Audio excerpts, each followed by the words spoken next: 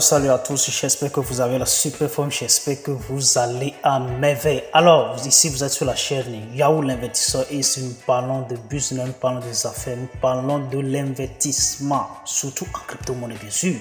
Et nous parlons de bon nombre de choses parce qu'on sait très bien que c'est avec ça que nous allons développer nous-mêmes et notre entourage. Voilà.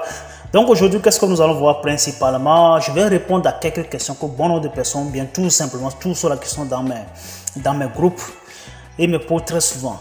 Qui est cette personne qui possède plus de Bitcoin? Je vais vous répondre tout simplement. Qui est cette personne-là? Alors, cette personne tout simplement, en tant que premier mineur du Bitcoin, Satoshi Nakamoto, le créateur de la crypto-monnaie, est probablement en fait celui qui possède le plus de Bitcoin à ce jour. D'accord? Ayant miné plus de 22 000 blocs, il détiendra environ 1 million de Bitcoin sur différents portefeuilles. Et ces portefeuilles-là, aujourd'hui, ça se bouscule de un point A, de un point B. D'accord? Jusqu'à présent, il n'y a pas tellement de mouvement sur ces portefeuilles. Si vous vérifiez très bien, il n'y a pas trop de mouvement sur ces portefeuilles. Ce qui veut dire que carrément, il n'y a pas de retrait sur ces portefeuilles. Ce qui veut dire que cette personne a décidé carrément de rester dans l'anonymat. Il est resté dans l'anonymat. Donc, on peut dire tout simplement que Satoshi Nakamoto, c'est une personne ou tout simplement un groupe de personnes derrière ce projet très énorme du 21e siècle. D'accord? Alors, la question tout simplement, la deuxième question que bon nombre de personnes me posent et me dit, alors, si cette personne qui dispose beaucoup de Bitcoin et il décide un jour à l'autre de retirer toutes ces pièces en circulation, est-ce que ça ne va pas avoir un impact sur l'écosystème en général? Bon, bref, je peux tout simplement vous répondre que ça peut avoir un impact, mais cet impact ça ne va pas durer en fait. C'est comme le cas de FTX actuellement.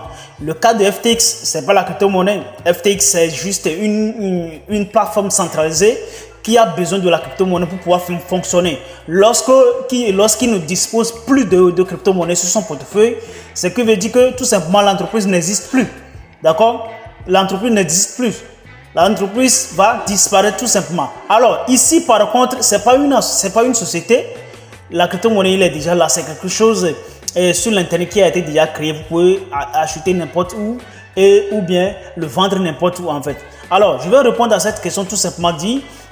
Si cette personne décide en fait de retirer son Bitcoin et de le revendre contre le dollar ou bien en français, peut-être, on ne sait jamais, on ne sait pas si c'est un Africain.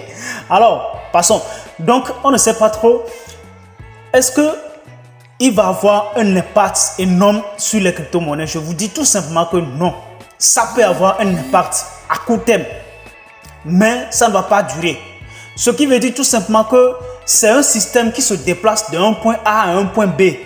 Ce qui veut dire que ça ne va pas sortir dans le système. C'est quelque chose qu'on a vendu à quelqu'un. C'est que le point A dispose de Bitcoin et assez énormément. Maintenant, le point B, lui, décide d'en acheter. Ce qui veut dire que le système garde toujours le Bitcoin. Ce qui veut dire que c'est parti d'un point A à un point B tout simplement. On ne l'a pas enlevé dans le système. On ne l'a pas fait disparaître dans le système.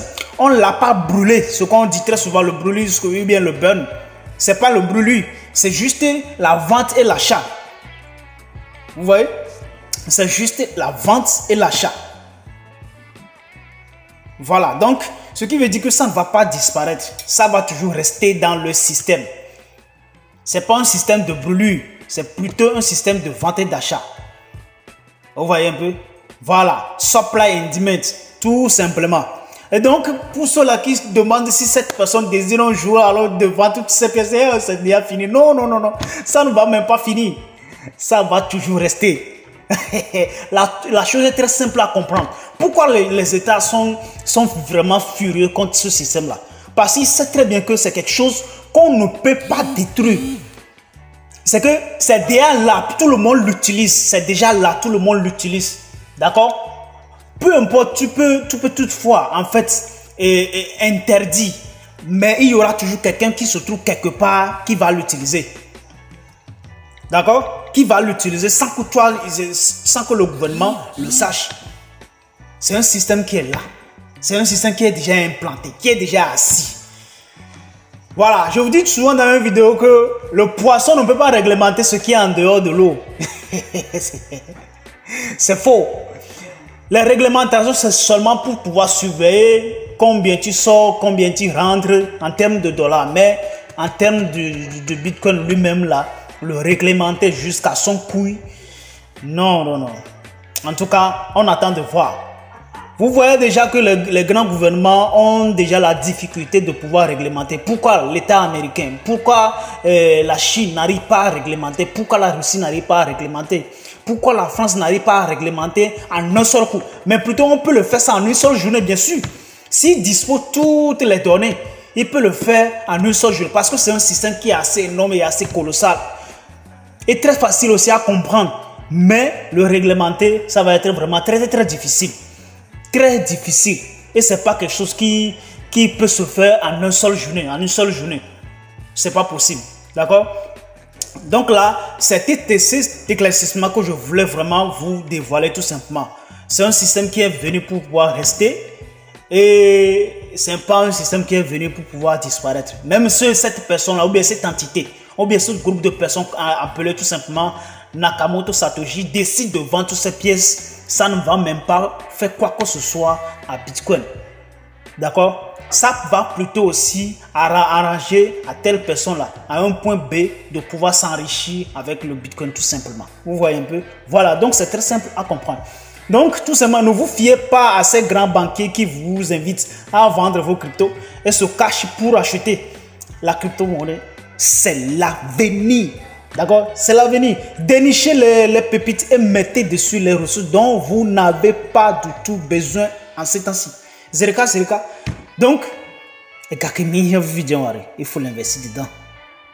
Tout ça va toujours apporter ses fruits. D'accord? Ça va toujours apporter ses fruits. Donc, j'espère que j'ai déjà répondu à quelques questions. Si quelqu'un n'a pas compris ou bien quelqu'un en sait plus que moi, je suis là. Et tout simplement, vous pouvez le mettre en commentaire. Et j'espère que tout le monde comprendra. Nous sommes là ici, nous sommes à une école. Nous sommes là pour pouvoir apprendre de jour en jour. Et on est là pour pouvoir s'accoupler. Voilà, donc là, si vous avez vraiment aimé cette vidéo, le mieux est de partager cette vidéo pour pouvoir que ça atteigne là où ça va atteindre. Alors là, hasta la vista. Ciao.